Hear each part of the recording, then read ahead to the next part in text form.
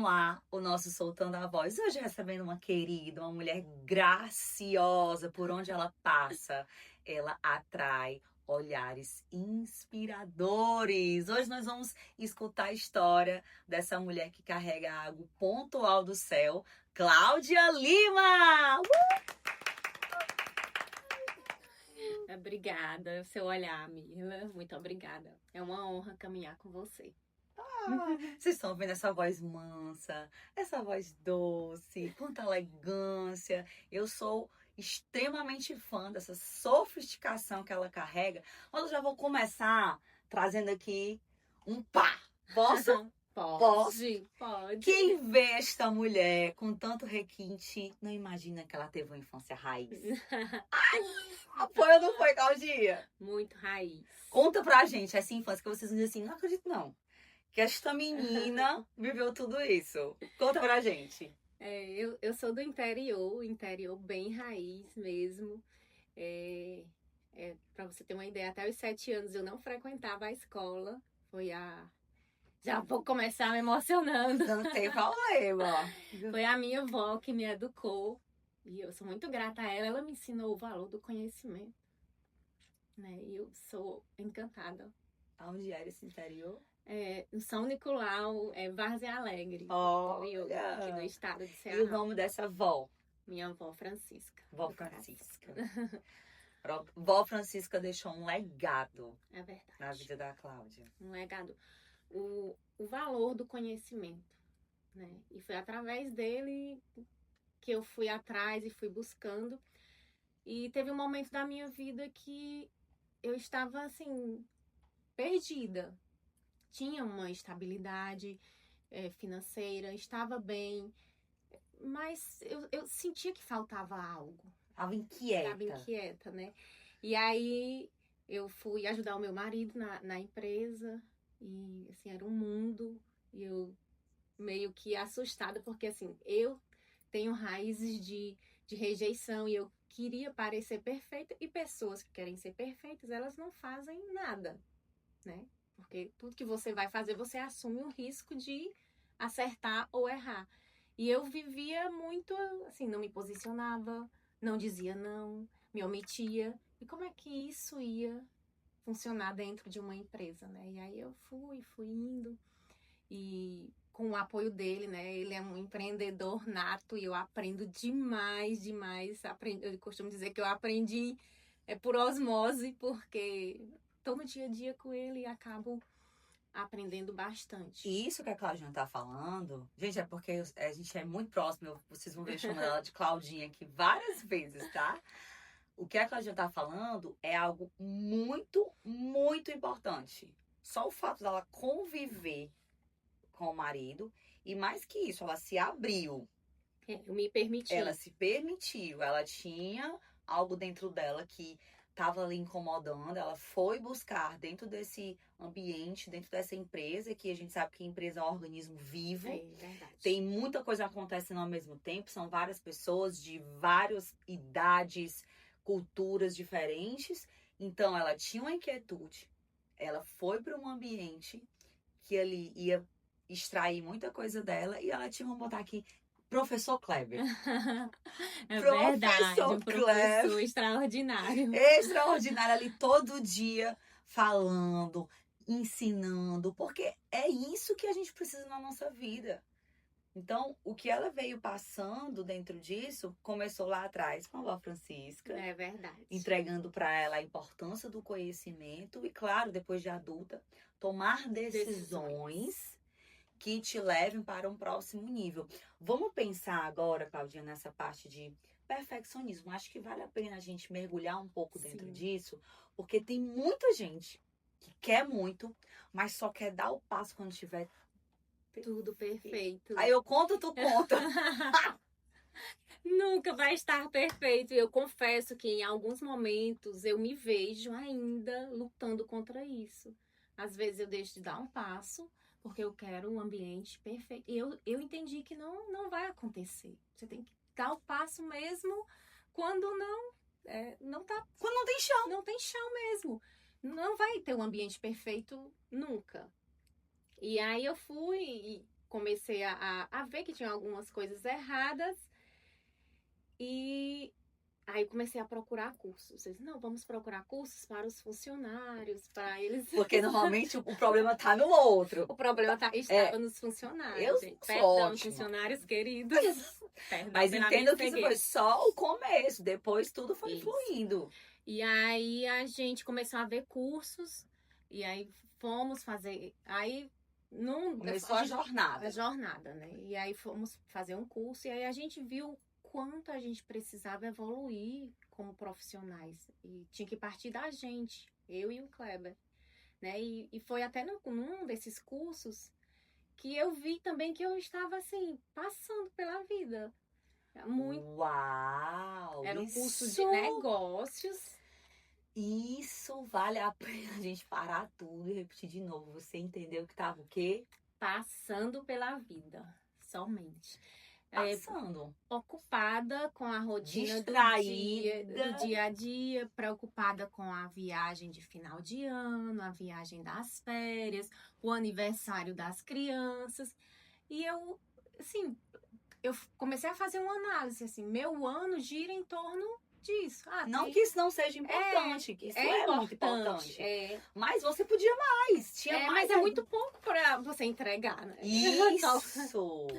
E aí foi num desses cursos que eu vi que eu não tinha uma visão de futuro, não tinha sonhos, não sabia quem eu queria ser daqui a 10 anos. Não tinha projeção.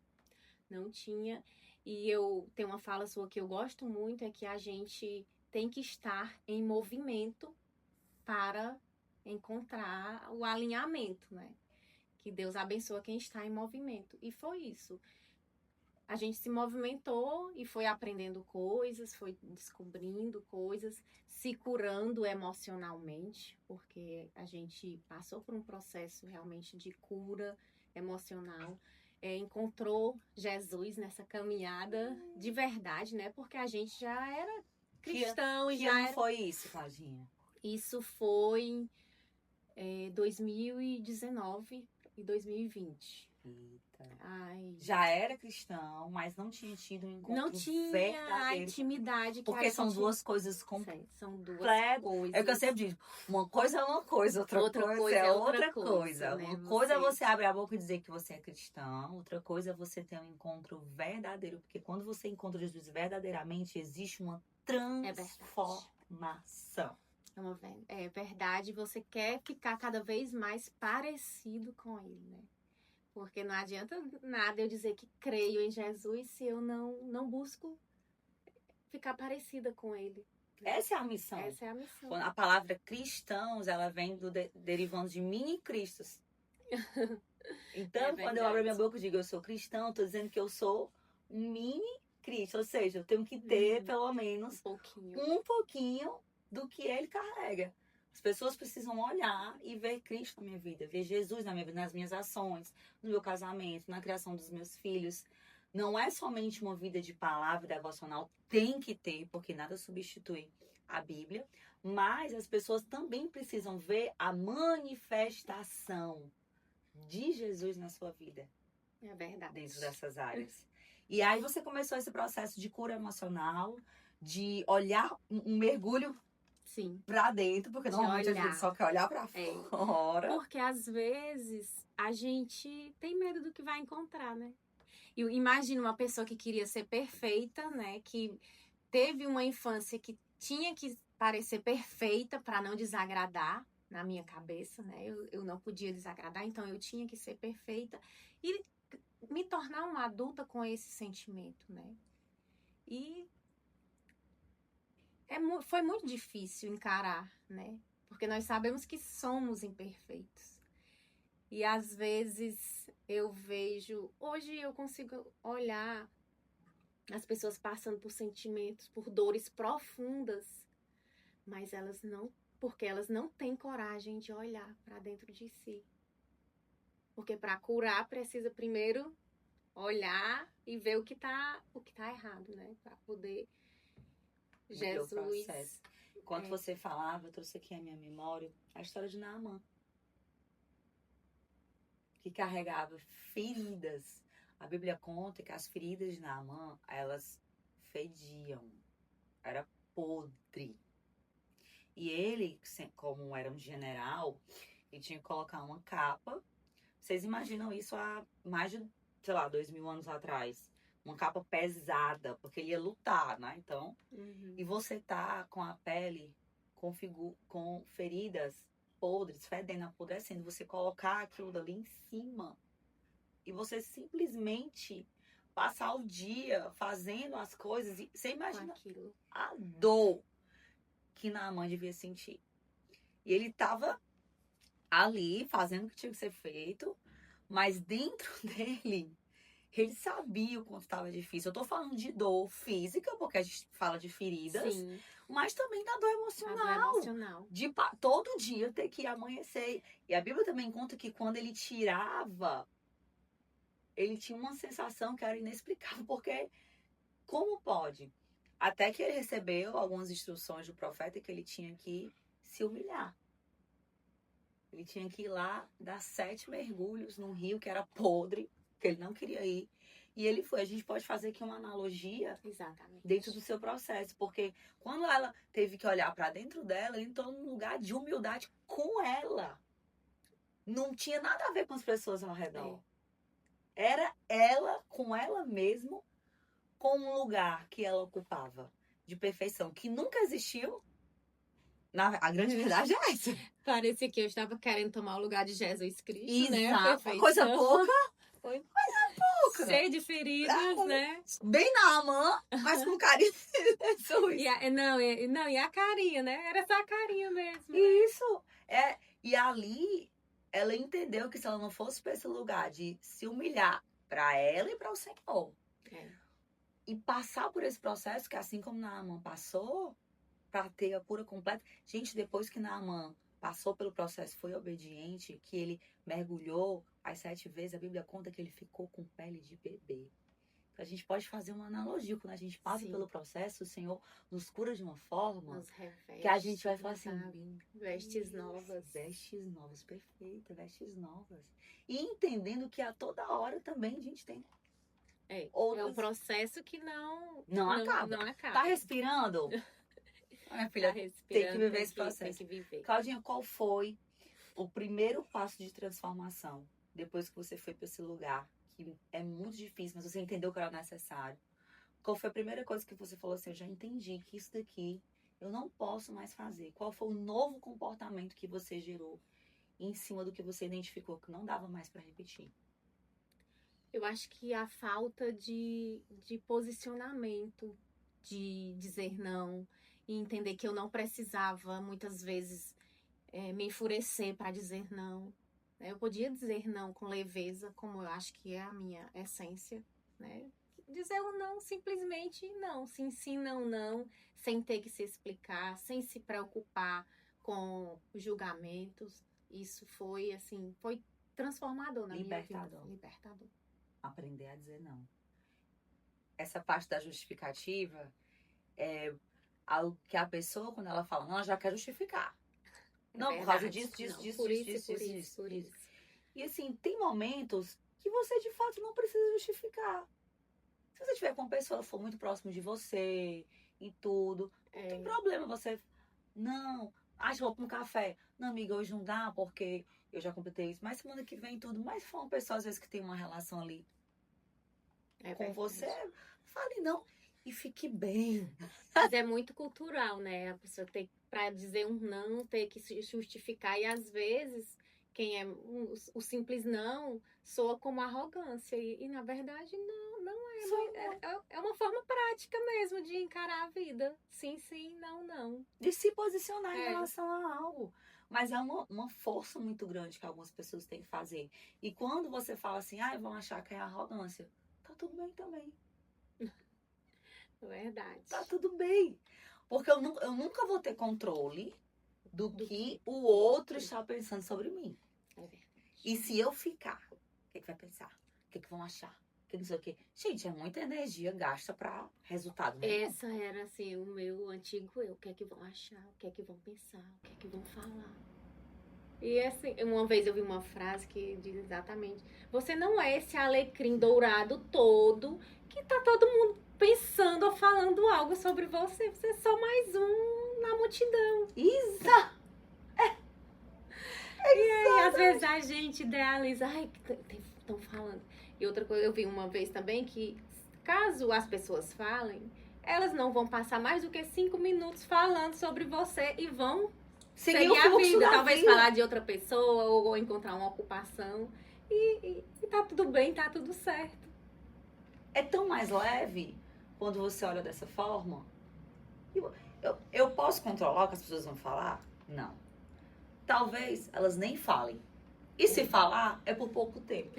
É verdade. Então, como é que eu vou passar uma vida inteira presa nesse lugar que na verdade não existe? É muito fantasioso.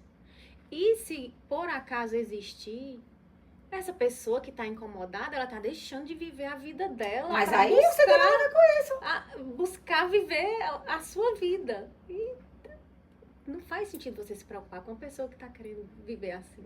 Isso. Então, quando a gente para, isso é muito legal. Porque quando a gente para racionalizar o emocional, É. porque foi isso que a gente fez aqui agora. Ela trouxe uma dor emocional. E aí você começa a racionalizar essa dor emocional. E quando você racionaliza, você começa a entender que talvez ela nem exista.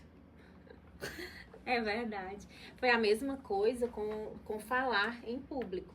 Eu sempre tive muita dificuldade de falar em público. Muita.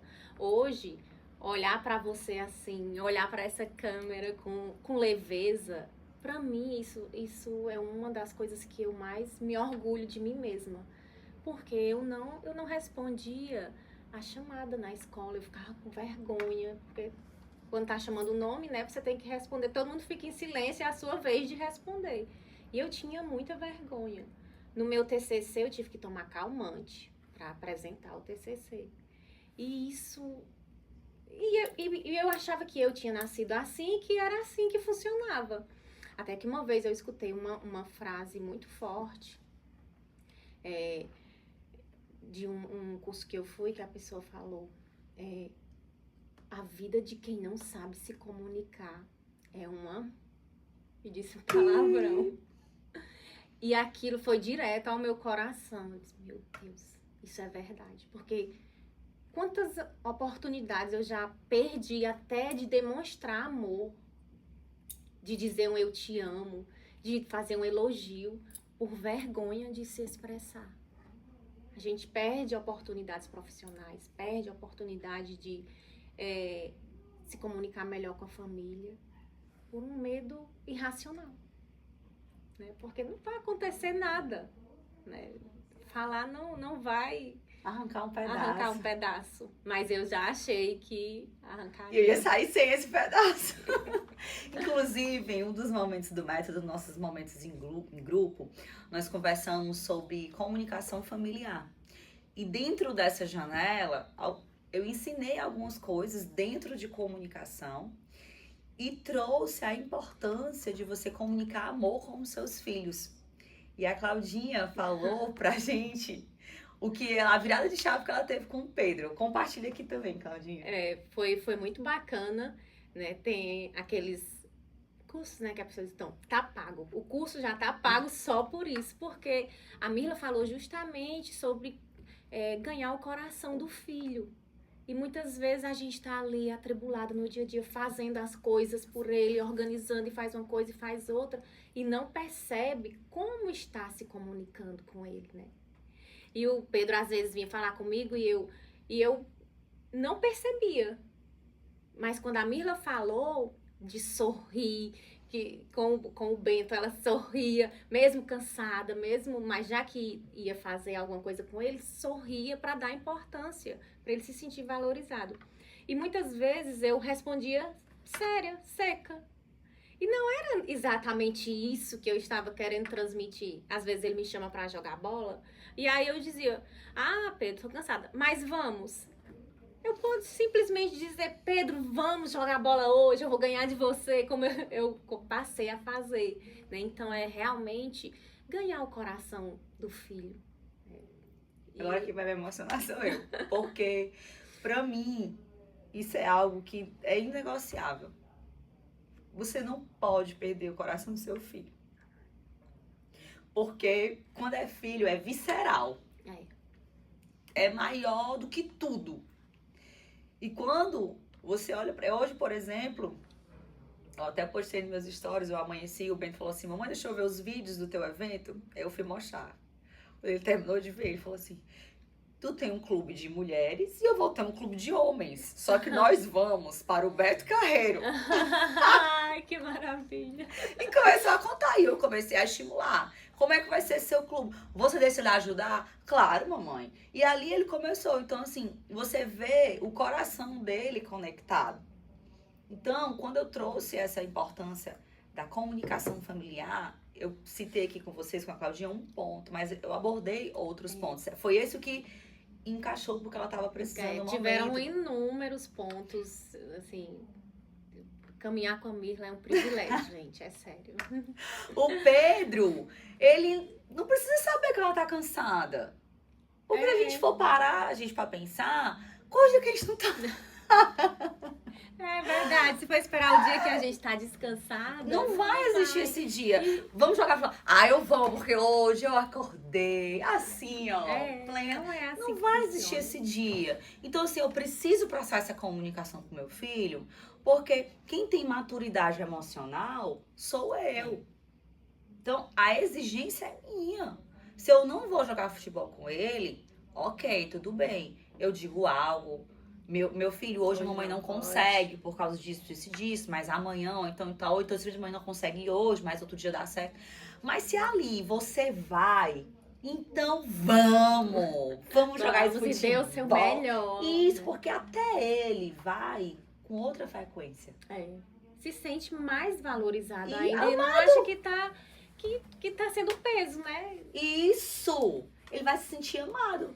Poxa, a minha mãe parou ali. E, gente, às vezes é tipo assim, 15 minutos. Já percebeu isso, Claudinha? Às vezes é 15 minutos. É só a necessidade mesmo de se conectar. Depois, você até sai, senta ali e eles continuam. Então, para pra pensar. Será que vale a pena tu passar essa comunicação, às vezes grosseira, ríspida, pro teu filho? Se ele tava te pedindo ali 15 minutos, 10 minutos, só pra ele começar algo que depois ele vai desenvolver só. E ele vai se sentir amado.